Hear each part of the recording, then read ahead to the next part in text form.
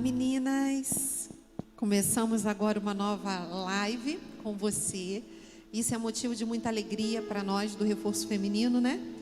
Porque a gente sabe e tem certeza que nós não estamos aqui sozinhos, porque o Espírito Santo de Deus está aqui em nós e conosco, graças a Deus. E é com muita alegria que a gente te recebe nesse lugar. Esse espaço é um espaço nosso para crescimento em todas as áreas, né?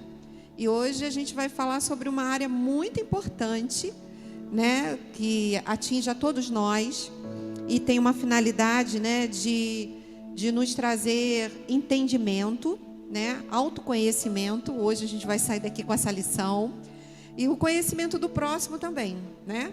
Vamos falar sobre os temperamentos, os 4 temperamentos. É interessante, né, Rose, que a gente vai falar dos 4 temperamentos depois de termos juntas aprendido sobre um ego transformado. É verdade. Então, como a Rose falou, é uma teoria que nos permite, a teoria dos 4 temperamentos, o autoconhecimento, que é um ótimo caminho também para a gente ser transformado. Ainda mais porque, como a Rose disse, nós temos o Espírito Santo que nos transforma. Amém. Então, a gente vai falar hoje sobre os 4 temperamentos, que é uma teoria comportamental, né, da psicologia, que vai buscar entender as nossas tendências, a forma como a gente recebe uma informação do mundo e como a gente experiencia, como a gente devolve essa informação a partir das nossas tendências. Essa teoria é muito antiga. Antigamente são 4 temperamentos e eles eram relacionados às características fisiológicas, a uns líquidos que a gente tem no nosso corpo. Então, se você tinha o líquido X, você era melancólico. Se você tinha o Y, você era o sanguíneo. Depois, ao longo dos estudos, foi percebendo que não tinha a ver isso. Mas ainda hoje os 4 temperamentos são estudados a partir disso que a gente falou, sobre as nossas tendências. A gente vai observar como a gente tende a agir e identificar o nosso temperamento. Então, a gente vai começar a falar, né? Para que serve isso? Por que vocês estão falando disso? O que isso vai acrescentar na minha vida? Por que eu devo saber disso? E a gente quer te falar, primeiro a Rose já falou, que é uma teoria de autoconhecimento que ela pode mudar a forma como a gente lida conosco e com os outros, né? E é uma forma dos nossos relacionamentos mudarem, né? Às vezes a gente se critica muito, dependendo da pessoa, né? Fica se condenando, ou senão a gente fica se auto-justificando, né? Por conta do temperamento. A gente pega o temperamento e diz que ele é o culpado, né, de términos de relacionamento, ou da gente ferir alguém, ou da gente ser ferido por alguém. E a gente vê, e hoje a gente vai ter a oportunidade de ver, que nós sim, temos as nossas tendências, né? Mas a gente tem o Espírito Santo de Deus, que é aquele que vem modelar todas as coisas na nossa vida. E a gente pensa assim, para que eu estou fazendo isso? Para que eu possa conhecer e utilizar como ferramenta na vida, né? E é muito importante dizer, né, Karina, que conforme a gente for falando aqui, não é para você sair daqui, mulher, e ficar avaliando os outros, né? Não é. Aí você fala, mas é muito difícil. Depois que a gente aprende, a gente vai entendendo tudo. Mas não é para você avaliar o outro. É para que você tenha compaixão e aprenda como lidar com aquele outro, né? Não é para você selecionar os defeitos e apenas condenar o outro. Até porque a gente não pode, né, condenar uma pessoa por uma característica que é dela, né? E nem ela sabe como lidar com isso, né? E por isso é importante a gente aprender, porque ela se torna uma ferramenta para ajuda nos relacionamentos, né? Uma coisa que eu queria destacar aqui é um texto na Bíblia onde fala assim, Filipenses 4:13, fala: tudo posso naquele que me fortalece. O temperamento, às vezes, ele é justificado, como a gente já falou, né? Eu reajo assim por conta do meu temperamento, ou eu não reajo assim por conta do meu temperamento. Mas a palavra de Deus, ela sempre nos impulsiona para a vontade de Deus, que está acima dos nossos temperamentos.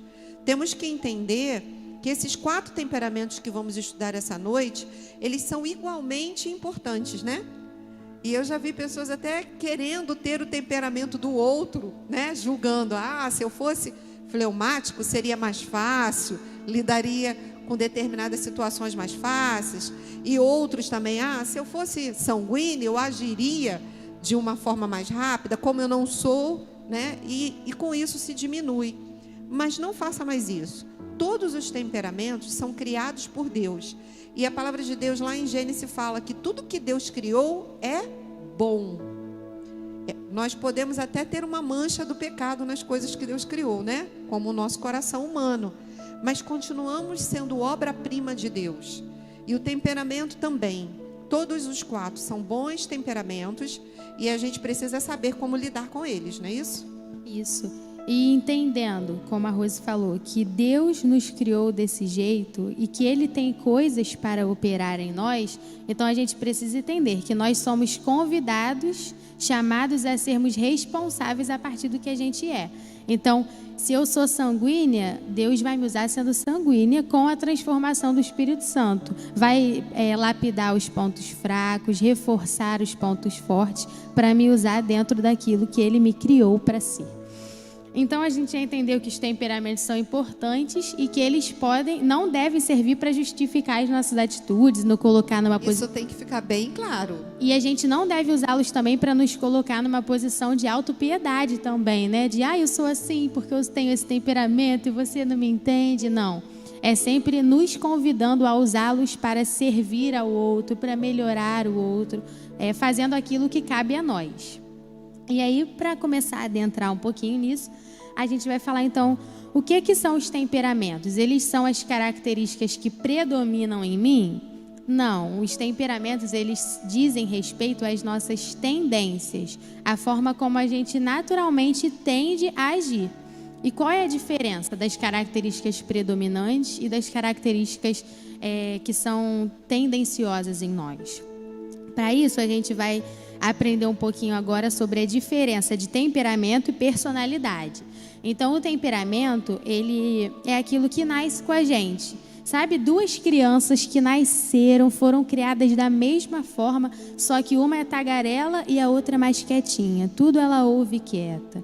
Então, a gente já tende a algumas coisas. E essa natureza, essa forma natural como a gente recebe as informações do mundo, são chamadas de temperamentos. Elas dizem respeito ao nosso temperamento. E as nossas características, para além do temperamento, elas dizem respeito à personalidade. É aquilo que a gente aprende, aquilo que a gente foi ensinado a ser. Então, a gente entende que no ambiente tal não pode fazer isso. A gente entende que em tal momento não pode falar aquilo. Então, o que a gente vai vivendo e aprendendo é o que caracteriza a personalidade. Isso é bem estabelecido no ambiente familiar, né? Isso. Por isso que quanto mais a família busca a Deus juntos, a tendência é todos serem moldados da mesma forma, né? E uma coisa que a gente observa e que às vezes vocês vão pensar, né? Eu sei que cada um aí já tem uma ideia do temperamento que tem. Mas você vai observar que às vezes existem 2 pessoas com o mesmo temperamento. Vamos dar um exemplo, né? 2 pessoas sanguíneas. Mas elas não reagem sempre da mesma forma. E aí a gente vai entendendo que é por conta do ambiente que cada uma vive. E esse ambiente já passou de uma forma até educativa, está designando uma reação diferente de um para outro. Ou seja, apesar delas terem o mesmo temperamento, elas formaram personalidades diferentes a partir desse ambiente.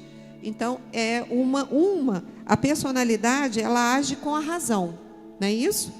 E o temperamento, ela age em cima da emoção.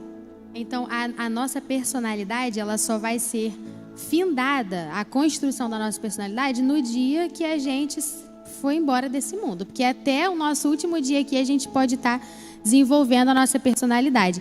E quanto mais maduro, a Rose acabou de falar, a personalidade nos leva a agir com razão, temperamento com a emoção. Então, quanto mais maduros nós formos, mais a nossa personalidade vai falar alto. Então, por isso que uma criança, ela é puro temperamento. Ela é uma pessoa tão imatura, viveu tão pouco, age com a emoção. E na vida cristã, no início da nossa caminhada, nós também somos crianças, né? A gente bebe líquido. Com certeza.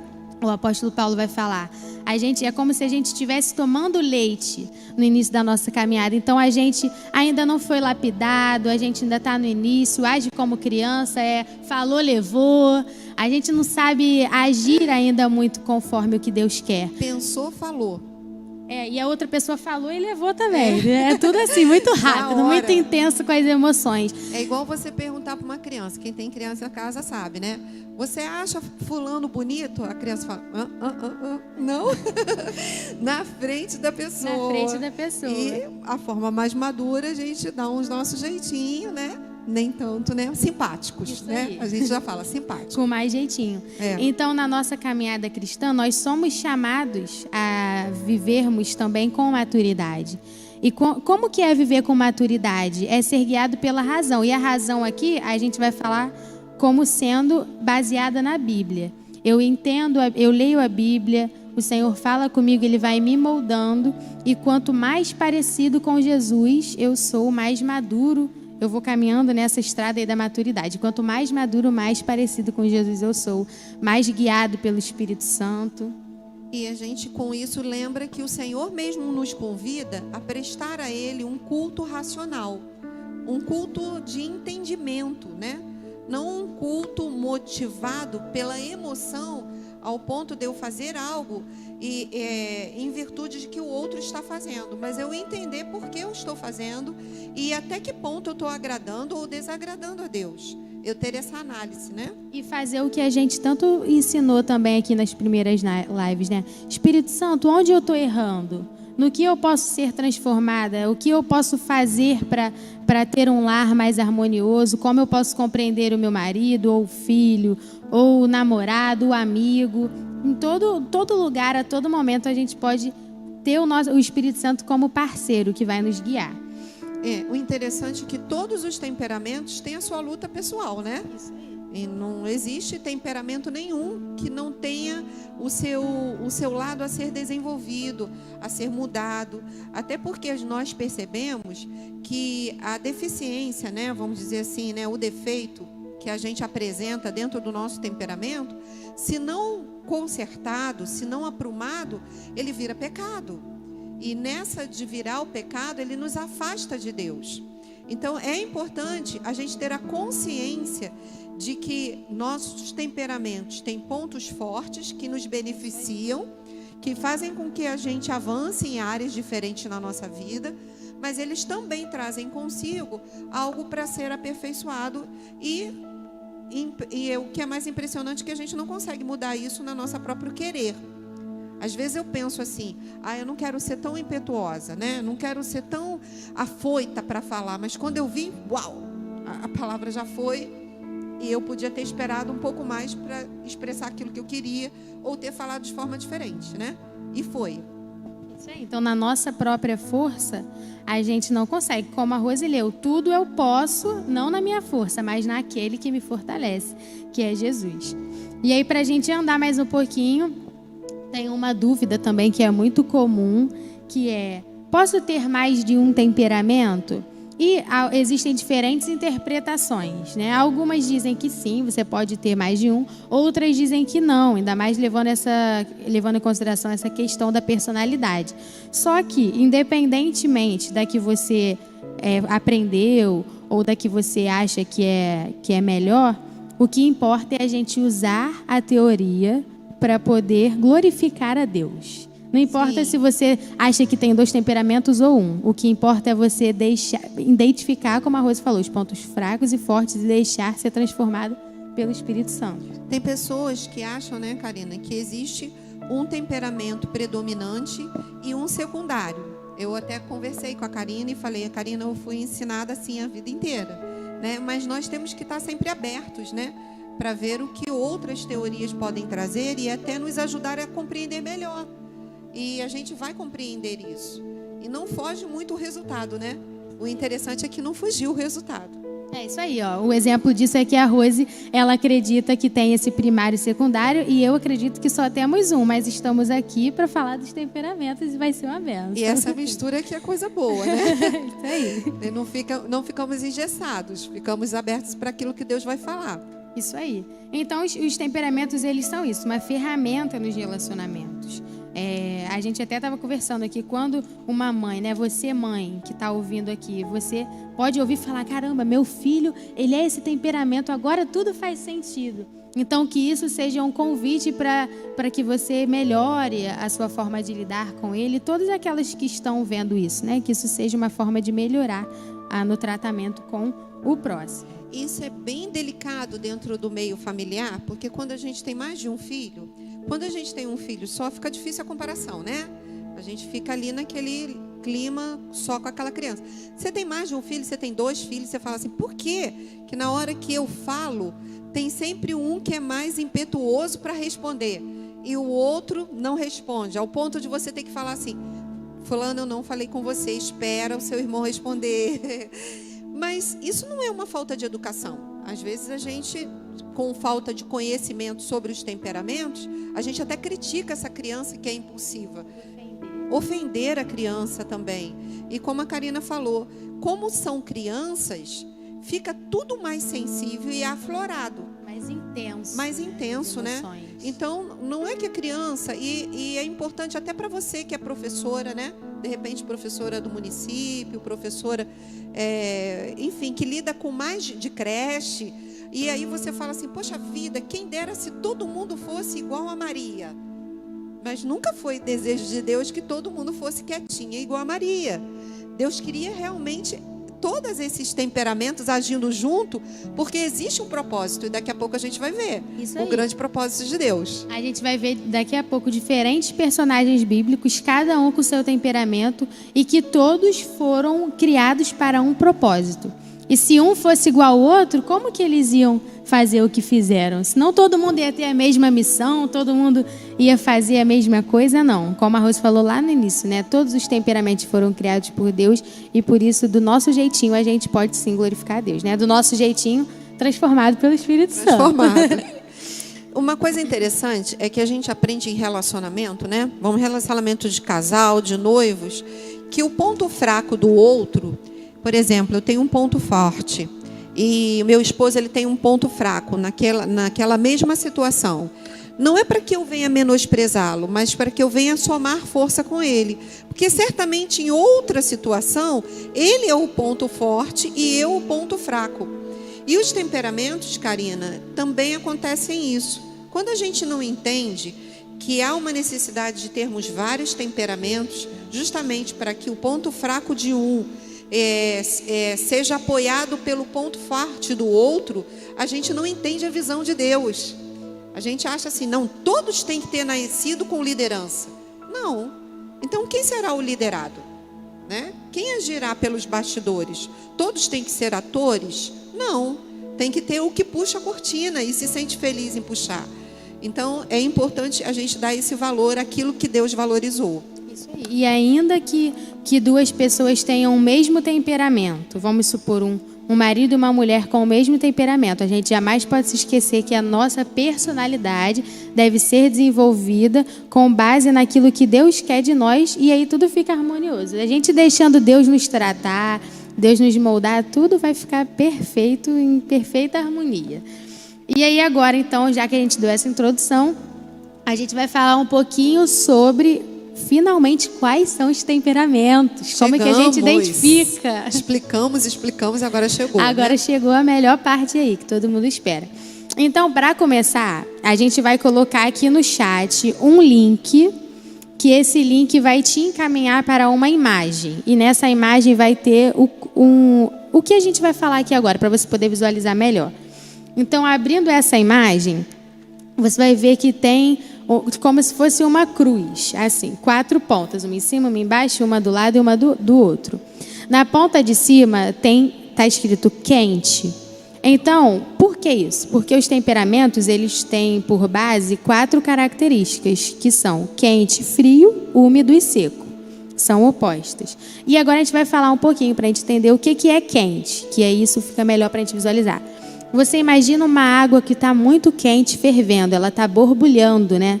E assim são os temperamentos quentes, eles têm essa necessidade de ir para fora, de borbulhar, de se expandir. Então são aqueles que chegam numa festa, não vão querer ficar no cantinho deles, eles vão querer se enturmar, vão querer chegar na mesa e falar. Ainda que a pessoa seja tímida, ela tem essa tendência. Lembra que a gente falou que os temperamentos são as tendências? Então a pessoa pode ser tímida, mas ela tende a querer falar. Por dentro ela está respondendo todo mundo, sabe? Então essa é uma característica dos temperamentos quentes, que são o sanguíneo e o colérico. E tem os temperamentos frios, que são o fleumático e o melancólico. E aí você pensa em uma coisa fria. Se você pensar em um gelo muito frio, a água fica bem condensada ali, contraída. Então os temperamentos frios, eles têm essa característica. Todas as informações que eles recebem do mundo, eles tendem a contrair. Então antes de reagir, eles vão pensar, eles vão receber. Eles não querem chegar no ambiente e já falar com todo mundo, porque eles são mais na dele, como um gelo mais fechado. E aí faltaram duas características, úmido e seco. E a partir dessas a gente já consegue fazer as combinações que está aí nessa imagem. Frio e seco, frio e úmido, quente e seco, quente e úmido. Então, o que é úmido, né? Se você pensar em uma coisa úmida. Essa coisa úmida, ela é mais flexível, ela envolve mais. Então, se você pensar em uma roupa, né, que está molhada, mas nem tanto, ela está úmida, ela é mais maleável, ela é mais flexível. Então, os temperamentos úmidos, que aí nessa imagem tem, né, o sanguíneo e o fleumático, eles têm essa questão do envolvimento. Eles chegam num ambiente, eles são envolvidos, eles são flexíveis, eles sabem agir com esse tipo de pessoa e com aquele também. E os secos, que são os coléricos e os melancólicos, eles já são mais firmes. Eles já são mais práticos, mais diretos, mais objetivos, como se fosse mesmo algo mais endurecido, sabe? Uma terra, mais objetivo. Então essas são as 4 características principais, e os 4 temperamentos, eles são formados a partir dessas combinações. Então vamos começar agora a falar dos temperamentos. Agora eu tenho certeza que vocês já devem estar assim, ai meu Deus. Não então, é tão fácil assim. Eu faço assim. Já estão começando a se identificar. Isso é muito legal. E é legal também da gente perceber como que a gente vai lidar com essa pessoa, né, falante. Como que a gente vai lidar na festa, uma festa, né? Com essa pessoa que chega e fica lá no cantinho. Às vezes a gente, por não entender, a gente fala assim, ela não gostou. Né? Ela deve estar recriminando o que está acontecendo. Não foi com a minha cara. Não foi com a minha cara. E não é nada disso, né? Os nossos preconceitos. A pessoa tem o jeitinho dela de chegar e o tempo dela, que é diferente de um e outro, né? Então é muito legal. Muito legal isso. Então... uma coisa importante, Karina, que a gente esqueceu. Você pode estar colocando aí as suas perguntas. Isso, verdade. Isso é muito legal, porque eu tenho certeza que a sua cabeça deve estar cheia de perguntas. E eu tenho uma filha assim, né? E quando a gente for falando mais ainda, que você vai percebendo. E você vai colocando as suas perguntas e vão ter pessoas preparadas para estar respondendo na medida do possível, né, Karina? E vocês podem ver que até a gente pode estar comentando aí, porque essa live está sendo gravada. A gente entende que o mês de janeiro ele é um pouco intenso. A gente tem alguns eventos, né, pessoais. Mas a gente vai estar respondendo, que a gente não quer que ninguém saia daqui com dúvida. Não, imagina. Então pode ir escrevendo aí, a gente vai interagindo. Mas imagina o melancólico se sentir colérico. Não, melhor não. Então agora a gente vai falar mais sobre cada temperamento. A gente já falou das 4 características principais aí que definem os temperamentos. E agora a gente vai falar das combinações. Então, qual que a gente vai começar a falar, Rose?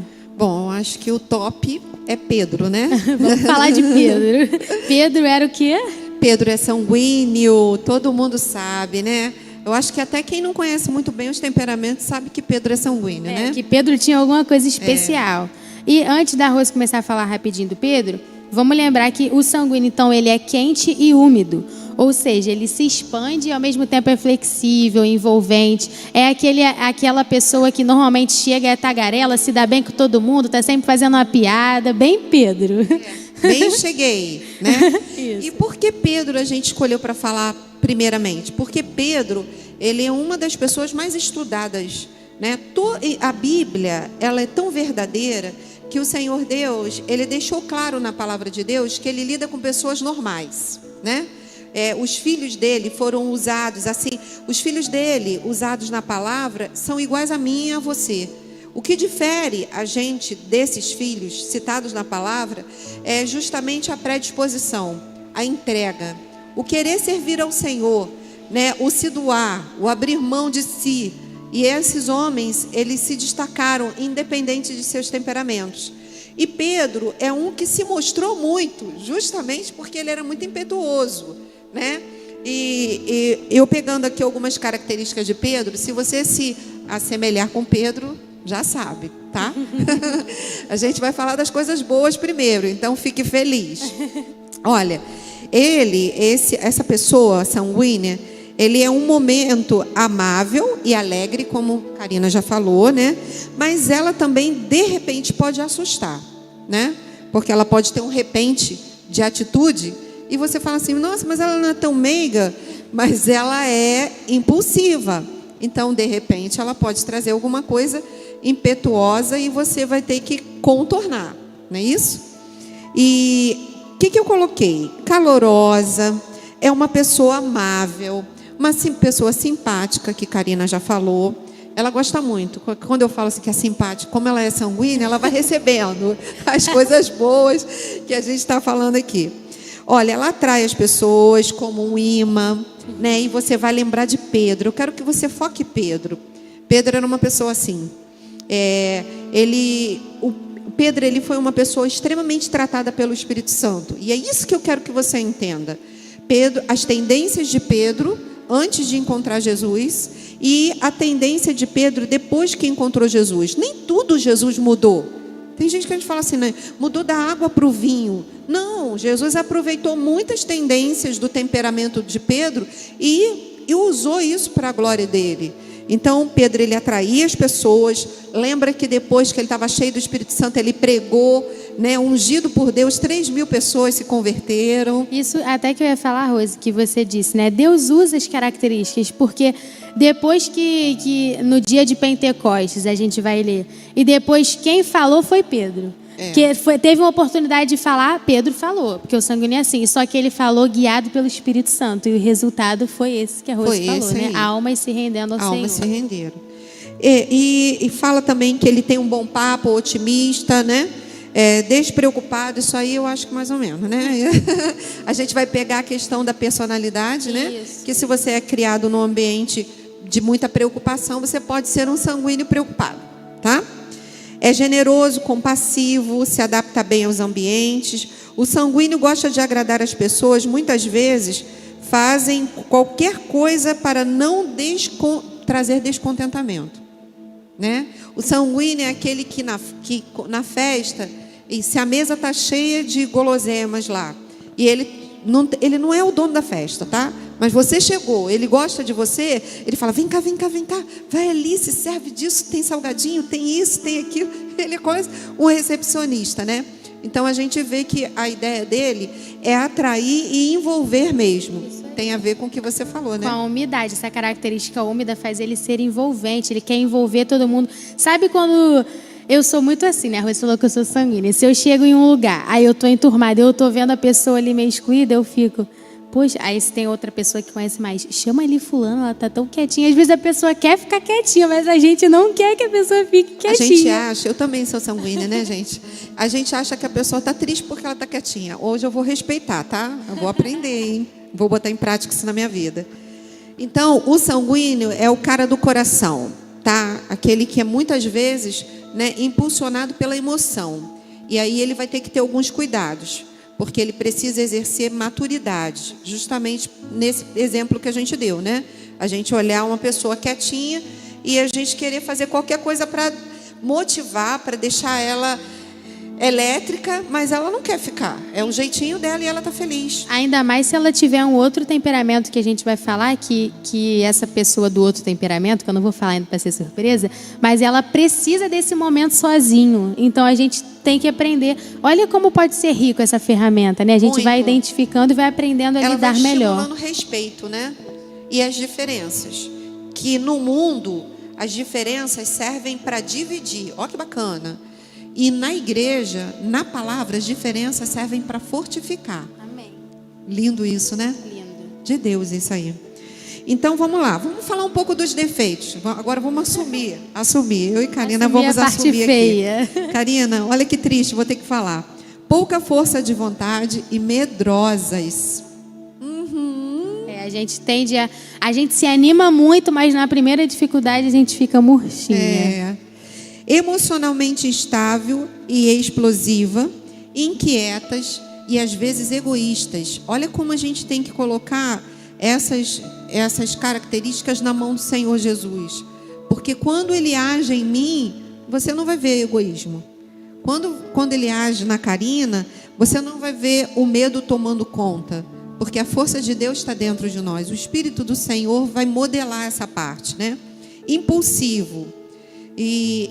Eu ri muito porque a gente leu um livro, né? Antes de vir aqui. E vamos falar sobre Pedro. Nossa, como Pedro era impulsivo, né? Bastava Jesus começar uma pergunta e quem respondia? Pedro. Parecia até que não tinha lá o 12, só tinha Pedro. Tomava a vez do outro. Por isso que às vezes a gente tem até que ter cuidado, porque a gente se torna até indelicado. Inconveniente, muitas vezes. Porque a gente sente, gente, uma necessidade de responder. E aí, quando você vê, puf, saiu. Pedro era assim, né? E a gente vê que até no monte da transfiguração, muito legal, né? A gente riu muito disso também. Estava lá Pedro, Tiago e Jesus. E quando ele presencia a presença de Moisés e a presença de Elias, ele logo tem um plano, né? Vou dar uma solução aqui. Por aqui a gente fica, faz uma tenda para cada um, como se eles precisassem de tenda, né? Mas, como ele é impulsivo, ele tinha que trazer uma solução para aquilo que nem precisava de solução. Mas ele tinha que agir, é a tendência dele, né? Rimos também naquela passagem onde Pedro, ele chama todos os discípulos para ir para a casa dele. Quer falar? Com a sogra doente. Com a sogra com febre, Pedro. Vamos lá para a casa da minha sogra. Vamos lá, vamos nos hospedar. Todos 12, imagina, 12 homens chegando na sua casa para você fazer comida e você cuidando da sua mãe que está queimando em febre. Você vê que é tão entusiasmado assim, que se empolga tanto que não pensa. Pensa depois. O pensar depois se apega nisso, tá?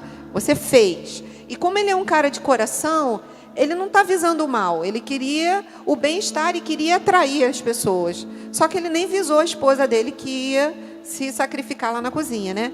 Mas aí, olha a atuação de Jesus, que bacana. Jesus entra na casa de Pedro e cura a sogra. E essa se dispõe e vai trabalhar. Olha que bacana. É isso que Deus faz comigo e com você, quando a gente ultrapassa o sinal da impetuosidade, né? O outro também foi no jardim de Getsêmani, né? Jesus falou tantas vezes para os 12 que seria necessário, né, ser preso, sofrer e morrer por amor à humanidade. Mas parece que entrou por um ouvido e por o outro, e Pedro tinha que tomar uma atitude, né? Quando ele viu os soldados, o que ele fez? Ele não conseguiu ficar quieto. Ele foi lá e cortou. E cortou, sacou de uma espada. Olha só, um pescador, sem experiência nenhuma com espada. O livro eu ri, né? Porque no mínimo falava assim, ele queria acertar a cabeça. Mas a orelha ficou na reta e foi a orelha mesmo que foi decepada. E aí Jesus, mais uma vez, entra no circuito, pega a orelha do chão e cola novamente. Então a gente vê essas atitudes do bem, né? Que Pedro fazia, só que sem a direção do Espírito Santo. Jesus precisava se entregar. Ele queria se entregar e era por amor a cada um de nós. E uma ótima, eu lembrei aqui, né, uma passagem que quando Pedro fala, para onde iremos nós, Senhor? Só tu tens as palavras de vida eterna. E aí Jesus fala, certamente não foi você que falou isso, né? Foi Foi Deus que revelou. E aí logo depois ele fala que não, o Senhor não pode. E aí Jesus fala, sai para trás, Satanás. Então, como as nossas palavras, a gente deve falar, mas no momento certo e sendo guiado pelo Espírito Santo. E todos nós podemos viver isso. Você imagina, o discípulo Pedro, né? Ele viveu isso. Imagina que da minha boca também pode sair uma ofensa, né? Guiada por essa tendência, né? Um atropelamento também guiado pela tendência. Então, tudo que é bacana, que é legal, glorifica o Senhor. E todas as tendências que você vê, que você pode se ferir ou ferir o próximo, apresenta ao Espírito Santo e fala, Deus, modela isso. E a gente pode perceber isso acontecendo nitidamente na vida de Pedro. Leia Pedro, gente. Vocês vão amar ler Pedro com esse viés, né? Então, uma coisa que a gente observa também é Pedro, um exemplo, Pedro não era um homem preguiçoso, tá? O sanguíneo, ele não é preguiçoso, tá, gente? Não é, né? Vamos defender um pouquinho. Depois a gente vai defender os outros. Mas ele se distrai facilmente. Ele está fazendo uma tarefa e se uma outra tarefa brilhar um pouco à frente, está arriscado ele largar aquela tarefa. Imagina agora o seu esposo, né? Você mesmo, largou aquela tarefa e pegou uma outra tarefa. E às vezes isso fica complicado, porque acaba pesando aquelas pessoas que estão com você de terminar a tarefa que você não terminou. E aí a gente lembra de Pedro mais uma vez, que foi também muito engraçado, a gente riu bastante. Quando Jesus, após ter ressuscitado, os pescadores vão pescar e, mais uma vez, eles passam a noite toda lá no mar e não conseguem pescar nada. E, de repente, um homem na areia fala, lança de novo a rede e lança desse outro lado. E eles lançaram. E aí, para grande surpresa deles, o que acontece?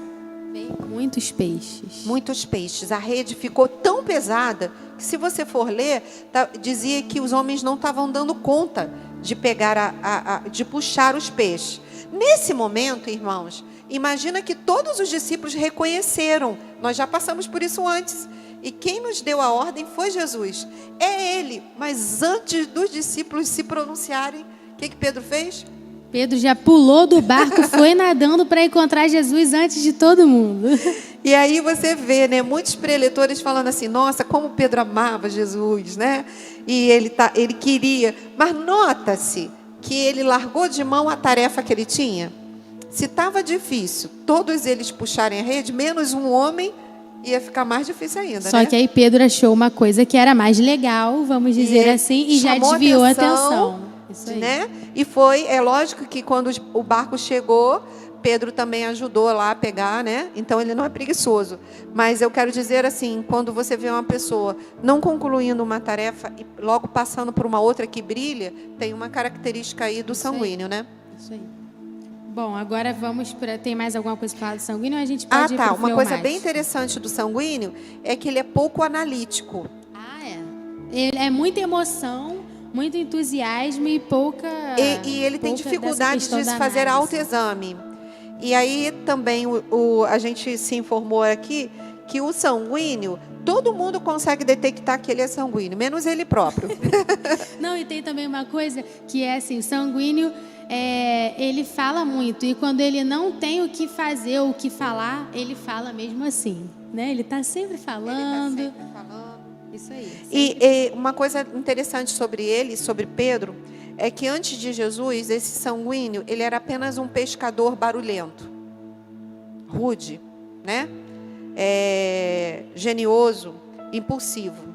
Mas depois que ele conheceu o Espírito Santo, né, e o Espírito Santo passou a reinar dentro dele, ele se tornou um pacificador. E a gente fala, como assim? O sanguíneo pacificador. Um sanguíneo que não respondia tão rapidamente as perguntas.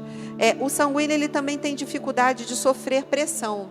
Quando você encurrala um sanguíneo, ele se vê necessitado de dar qualquer resposta. E Pedro, por exemplo, quando se viu pressionado, ele negou a Jesus. Ele negou a Jesus. E você entende agora por quê. Aí você vai ver que outros temperamentos que a gente vai falar mais à frente reagem muito bem a uma pressão, né? Então, tem até profissões que são melhores a esse do que a Pedro. Mas depois que Pedro recebeu o Espírito Santo e a direção dele, Pedro passou a ser um mensageiro, né? E ele sofreu tanto, né? Tanto, que ele morreu pelo Evangelho, se entregou também pelo Evangelho, né? E nem queria morrer como Jesus morreu, porque ele não se achava digno de morrer como Jesus. Ou seja, né, a pessoa que, sem ainda toda essa transformação, na primeira pressão negou a Jesus, depois transformado e guiado pelo Espírito Santo, assumiu e falou de Jesus até o último momento da sua vida, cheio de coragem e ousadia. Teve dificuldade também de reconhecer que Jesus havia ressuscitado, e depois que ele teve esse encontro, ele teve essa restauração, ele que foi para as praças, né? Ele foi para as praças. Eu posso imaginar aquelas pessoas que falavam, bem que eu disse que aquele ali andava com Jesus, mas ele era um homem transformado. Amém. E agora a gente vai falar um pouquinho dos fleumáticos. Fala aí pra gente. Começa a falar Quer de falar Abraão. dos fleumáticos já? Não quer falar do outro? Você sabe. Fala um pouquinho do outro e depois eu falo do fleumático. Vamos fazer falar assim. Então um pouco agora dos coléricos. Ah! Vou falar umas características aqui, vocês tentem adivinhar aí. Um personagem que é colérico. Vamos fazer assim. Então, os coléricos, eles são duas características dele. Ele é seco, então aquela questão que eu falei, né, do mais rígido, como uma terra mesmo, uma areia, e quente ao mesmo tempo. Ou seja, imagina aquela pessoa que se expande, mas se expande de forma objetiva e prática. É uma pessoa que pode ser até rude, se não for controlada, né? Então, obstinada, né? Isso. Então, o colérico, ele é até representado, o símbolo, pelo fogo. E aí, se você for perceber, o fogo ele pode aquecer em um dia frio, se ele estiver bem contido, ele pode aquecer como uma lareira. Mas se ele estiver assim, sem limite, em um espaço totalmente aberto, sem limite, ele pode queimar, como se queima uma floresta. E deixa a marca, né? Então, o colérico, ele é assim. Ele é prático, objetivo, ele tende a ter essa questão da liderança, por ser prático, conseguir dar ordens, estabelecer muito bem as coisas. Você faz isso, você faz aquilo. Ele gosta de desafios. O colérico não tem tempo ruim. Se ele viu um desafio aí, mesmo que ele vai fazer esse negócio. Ele é até atraído pelos desafios, isso, né? Isso aí. Eles também, por serem quentes, eles não fazem uma introspecção tão profunda, né, quanto os temperamentos frios. Mas eles podem também nos estimular a ser melhores. Como a gente falou, o sanguíneo ele não tende a permanecer no caminho árduo. Ele logo se desmotiva. Só que o colérico não, ele tende a permanecer. Se ele colocou uma coisa na cabeça, ele vai até o fim. Ele tem essa questão do desafio, de ser prático. Então, olha aí que combinação já legal, né? Imagina uma pessoa sanguínea. Aí a gente pensa, os coléricos, eles podem ser muito ignorantes, mas eles podem ser aqueles que vão te falar, não, vamos, trabalhar, você precisa, vamos junto nessa caminhada. Então, eles também podem ser um pouco cruéis, né? Se não guiados pelo Espírito Santo. Se eles não forem guiados, eles podem ser cruéis. Então, por essas características aí, a gente já pode pensar um pouquinho em quem? No apóstolo Paulo, né? Paulo. Vamos falar de Paulo antes de ser apóstolo. Paulo, que ele era cruel, né? Ele matava os cristãos. Ele tinha força de vontade, que é uma característica do colérico, só que ele era agressivo sem amor, sem o Espírito Santo. Ele era cruel, ele matava mesmo. Tinha um desafio, era perseguir? Ele perseguia, porque ele gostava de desafio. Ele era muito autossuficiente, né? Não, eu sei fazer, eu vou acontecer. É para fazer, eu vou lá e faço. Paulo também era dinâmico, prático, são características. Só que Paulo também, tinha motivação, como a gente falou do colérico, só que depois ele teve um encontro com Deus. E depois desse encontro com Deus, ele continuou tendo força de vontade. Ele continuou falando e fazendo o que tinha que fazer, mas com amor. Ele é aquele que escreveu, e a paz de Deus que excede todo entendimento. Aquela pessoa tão cruel, agora estava falando que a gente pode usufruir de uma paz. Então, é maravilhoso, né, a gente ler. Eu lembro quando eu comecei a me interessar por ler a Bíblia, né, adolescente. eu ficava, caramba, Paulo. Falava que Paulo era o meu personagem favorito, porque eu achava extraordinária a mudança que Deus fez na vida dele. Aquela pessoa que perseguia, passa a ir até o fim pelo evangelho. E uma pessoa cruel, como a gente viu, foi transformada em alguém amável. Lembro que Paulo chegou a pedir uma carta branca para poder matar os cristãos que ele encontrasse no caminho. Ele estava indo para uma cidade para fazer isso. Mas vai que eu encontre alguém. Então vou matando, né? E ele fazia isso. Bem obstinado mesmo com aquilo que ele acreditava. Com aquilo que foi proposto para ele fazer. E algumas tendências de Paulo se mantiveram, mas daí cheios de amor, né? De uma outra forma, né? Por exemplo, essa questão da liderança própria do colérico. Paulo, ele era já conhecido, ele tinha um nome por fazer o que ele fazia, né? Perseguir. Então, ele já era um nome conhecido ali, o melhor, vamos dizer assim, né? Só que depois essa característica de liderança se manteve, mas já foi o que? Líder das igrejas. Ele ia lá e ele falava do amor de Deus. Tem até uma passagem em Atos, eu não me lembro agora se é em Atos 17, mas que Paulo estava indo pregar em Jerusalém, não anunciar a palavra de Jesus. E no meio do caminho aconteceu alguma coisa com o barco.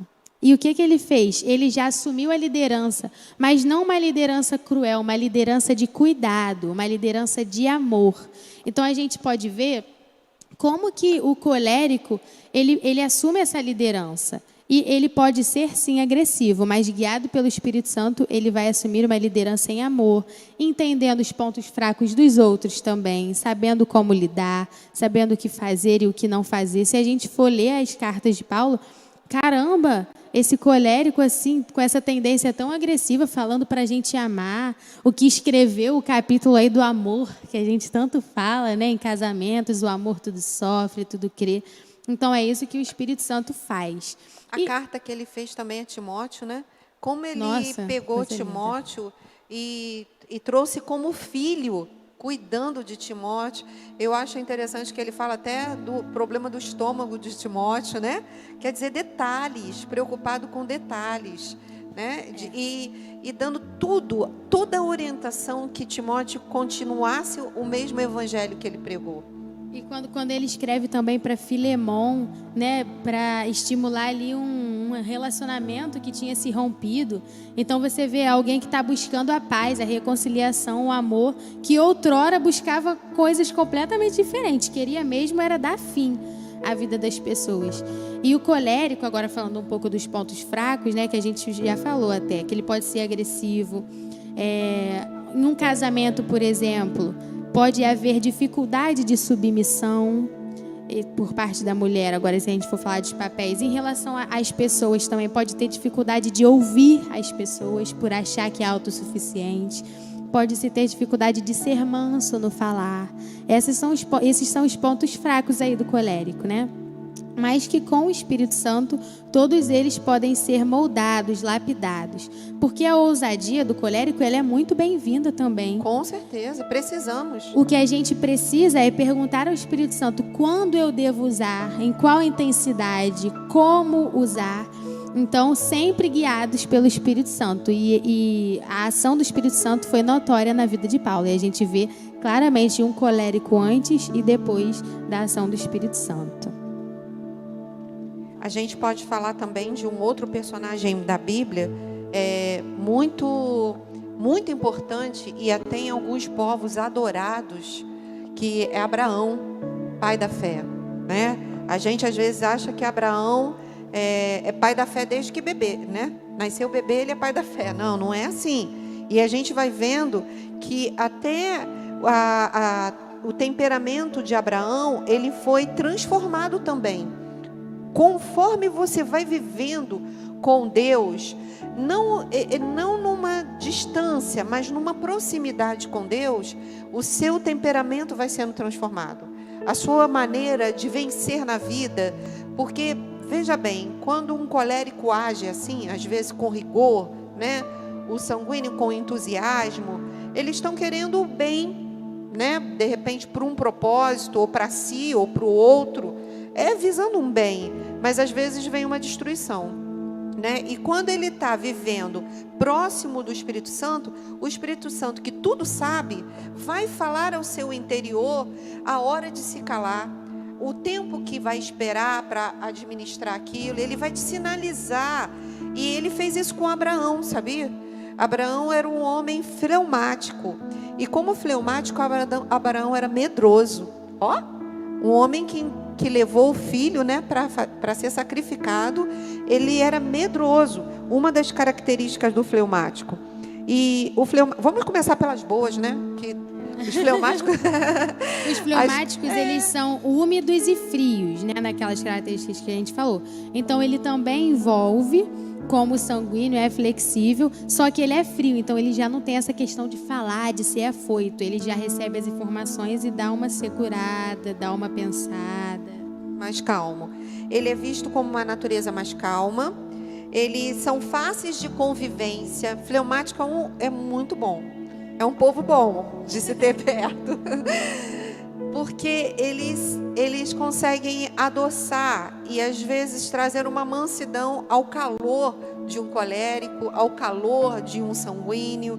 E são pacíficos, né? São pacíficos e eles têm um senso de humor bem aguçado, que faz com que eles sejam atraentes. Então vamos imaginar Abraão assim, com um senso de humor aguçado, né? Que bacana. São pessoas acessíveis, não são pessoas fechadas em si mesmo. Elas trabalham bem em equipe, né? Se você é fleumático, pô, que legal, quero trabalhar com você. Muito bom. São pessoas eficientes no seu trabalho. São pessoas dignas de confiança, têm essa característica, espirituosas, e têm uma mente voltada sempre para as coisas práticas, né? O sanguíneo, você tem essa mania, né, de falar, ver os detalhes. O fleumático não. Ele vai no prático, no que aquilo traz de função na vida dele. Eles visam muito a paz. Eles são tendenciosos a buscar a paz do ambiente, até mais do que os bens. Então, se você é uma mulher fleumática, ou tem um esposo, ou sua mãe, ou seu pai, e você briga com ela assim, poxa, você tem que ser mais ganancioso, né? Você tem que buscar um enriquecimento, é difícil para ele. Porque esse não é o propósito do fleumático. O fleumático é paz e amor. Então, não é o dinheiro.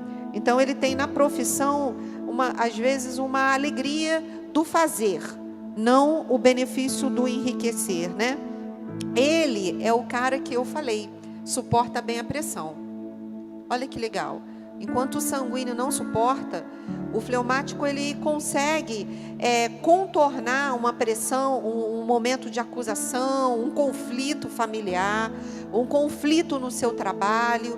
Ele consegue, às vezes ele não agrada, né? Porque as pessoas que estão no conflito, elas querem trazerem justiça. E o fleumático ele não está ali para justiça, ele está para apaziguar. Ele está para dizer assim, cada um tem o seu motivo de estar gritando, mas não podemos gritar. Então, pode até frustrar a direção da equipe, mas ele tem um propósito bom de trazer a paz àquele ambiente, tá? Então, Abraão, ele trazia isso, mas ele tinha também alguns desafios diante dele. E um dos desafios que Abraão tinha, ele tinha falta de motivação. Acredita? Por causa dessa característica da umidade, né, de ser muito flexível e envolvente, então pode acabar indo e em algum momento desmotivando. E aí é bem interessante, porque ele tem uma falta de motivação, mas ele não é parado, tá? Você que é fleumático, você fala assim, é por isso que eu não gosto de sair da cama. Não tem nada a ver uma coisa com a outra, né?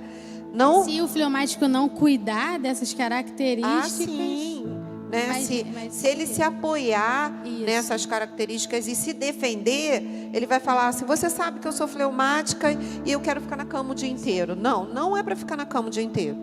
É porque o Espírito Santo de Deus habita em você. E ele é um espírito de objetivos, de alegria. Quais são os frutos do Espírito? Né? Não é a tristeza, é a alegria. Então, ele age dessa forma. Então, pode parecer que para o fleumático ele é displicente no trabalho dele. Só que ele não é.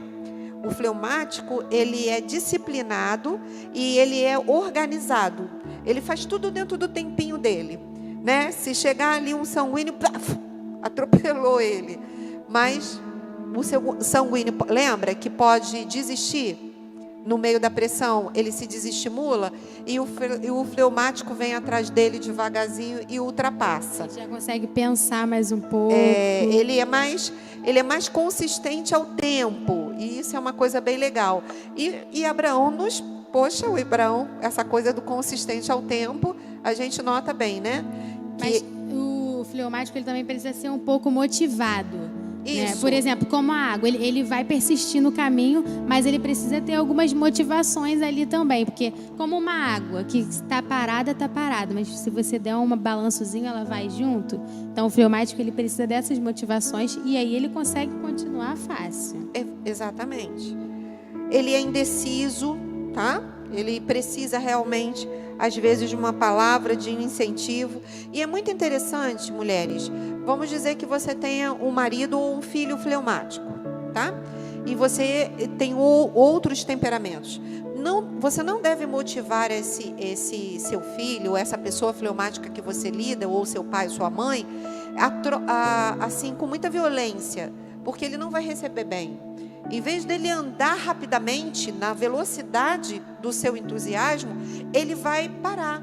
Porque como ele é observador, ele calcula, ele é diferente, ele consegue se avaliar, ele pensa logo, não vai dar para mim, nessa velocidade não vai dar. Então eu não quero nem fazer.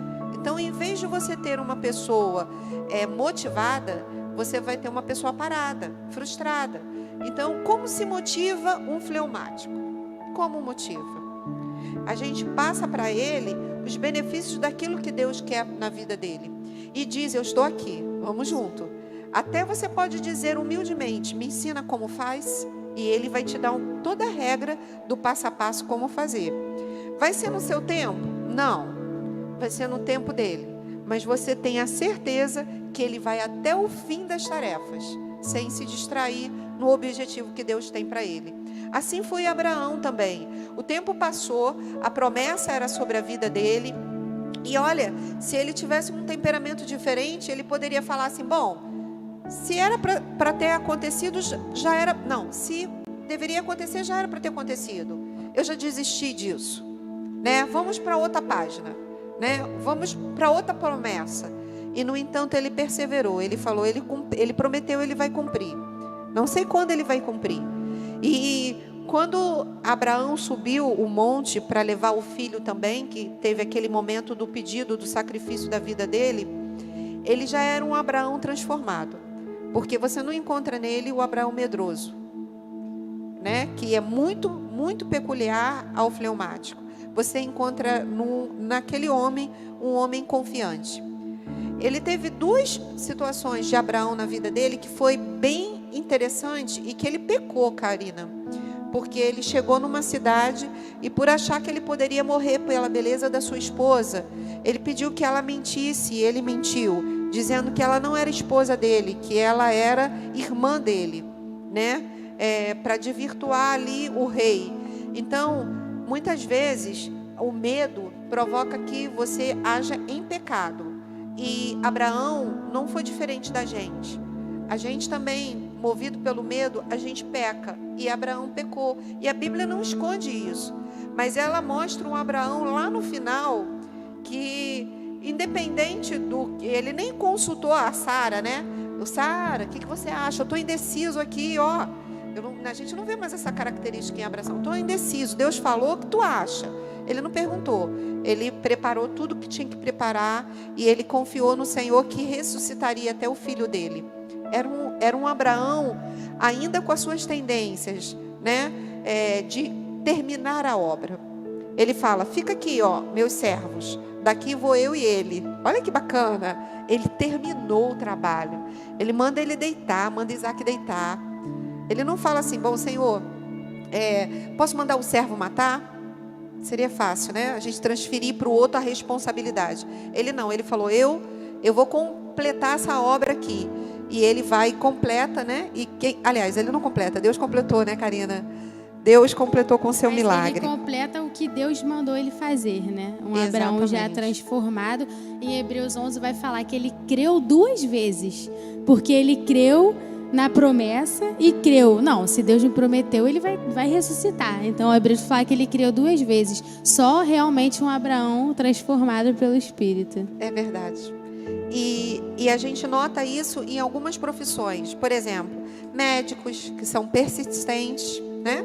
Quantas vezes eles erram, não passam no primeiro concurso, vai para o segundo, é um traço muito grande. Cientistas, escritores, editores de livros, né? A gente às vezes pega um livro de 700 páginas e você pensa que foi fácil fazer aquilo. Não houve momentos de desistência e, no entanto, ele perseverou, ele entregou o trabalho. Então, a gente consegue ver isso. Isso. E temos os melancólicos também, né? Que a gente deixou aí por último, mas não menos importantes, muito pelo contrário. Nossa! Os melancólicos, eles têm 2 características que são, eles são secos e frios. Então, por serem frios, eles não se expandem tanto quanto o sanguíneo colérico, eles recebem mais a informação. E por serem secos, eles vão absorver aquela informação, eles podem realmente remoer. Então, são aquelas pessoas que, para tomar uma atitude, elas podem demorar, porque elas são muito analíticas. E elas vão ver todos os lados ruins e, muitas vezes, focar nesses lados ruins. Então, a gente pode falar de Moisés. Moisés, o melancólico. Moisés que era talentoso, mas também tinha um complexo de inferioridade. Por ser também pessimista, é aquele que fala: ai, Senhor, mas eu não sei. Ah, mas eu não vou conseguir. Aí já começa a analisar. E se eu chegar lá e eles não acreditarem? Quem te mandou?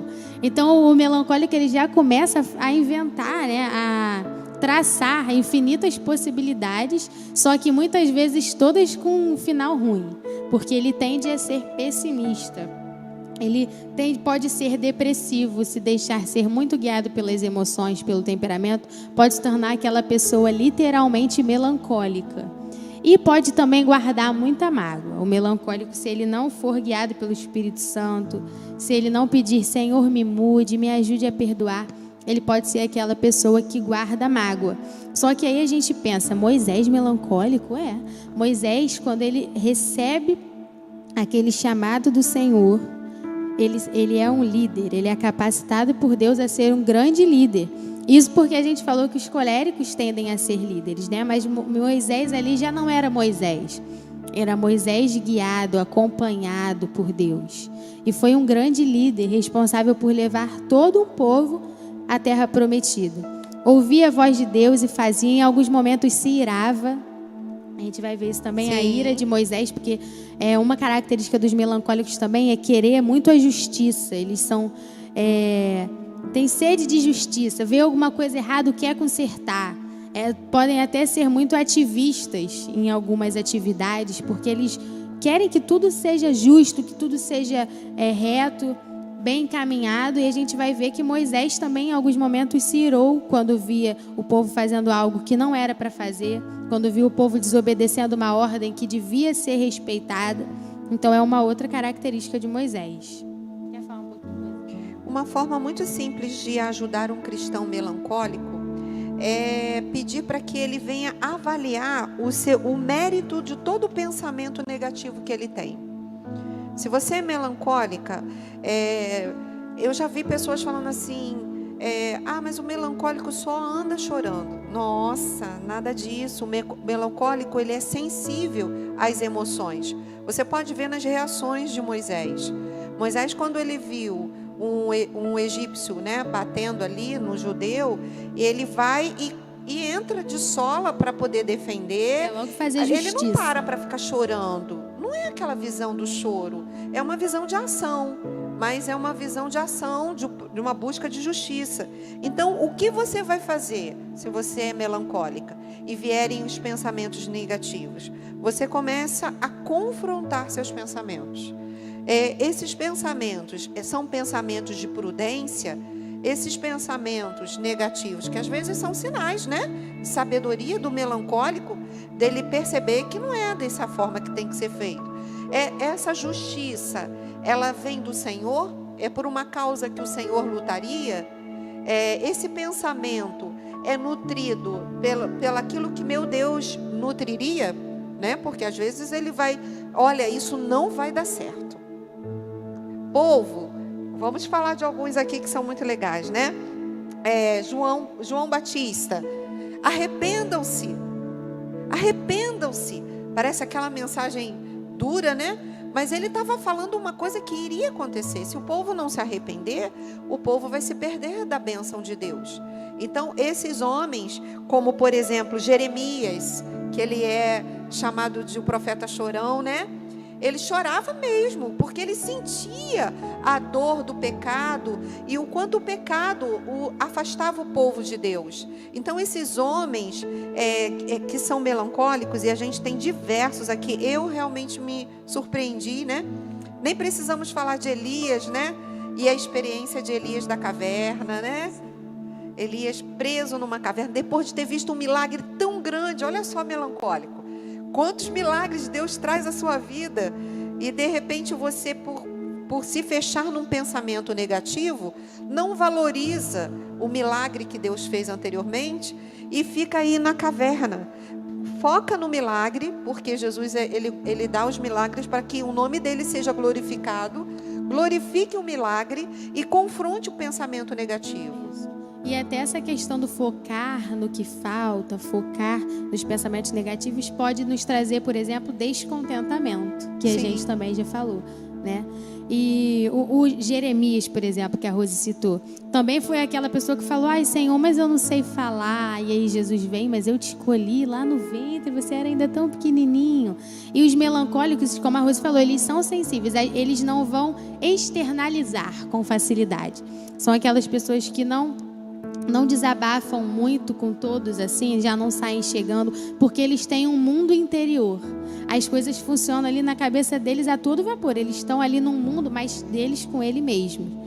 Então, olha também como isso pode ser bom, né? Para a gente identificar quando a gente vê, por exemplo, um filho.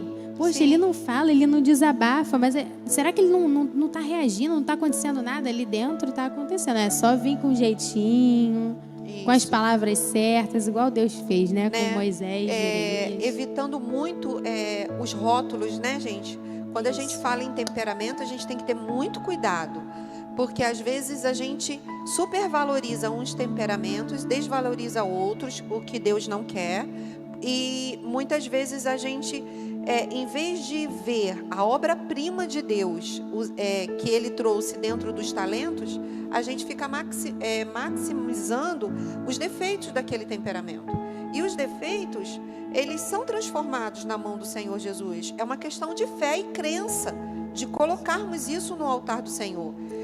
Outra pessoa também, eu vou ler rapidamente aqui, Jacó era melancólico, Salomão era melancólico, Daniel, olha... Salomão, a gente lê Eclesiastes, a gente logo vê que ele é melancólico.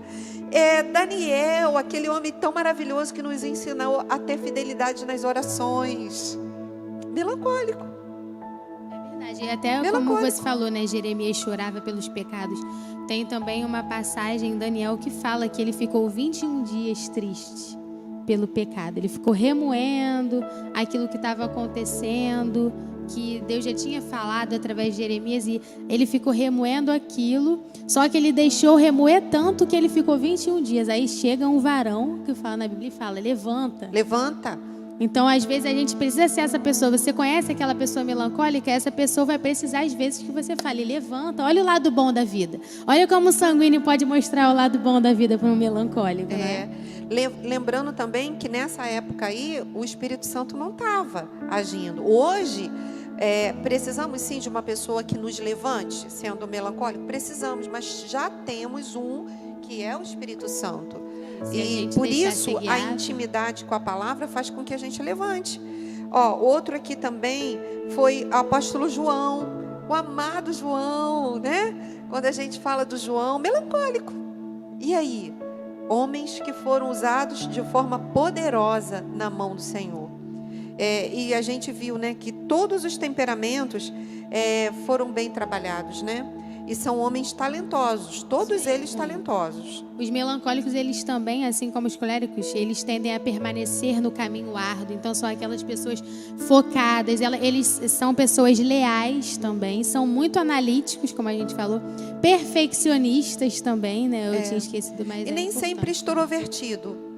Isso, porque eles têm, por essa característica fria e ainda por cima seca, tendem a ser mais introvertidos. Mas se você for com calma e com jeitinho, chegando no mundo interior deles, eles também podem ser pessoas extrovertidas, né?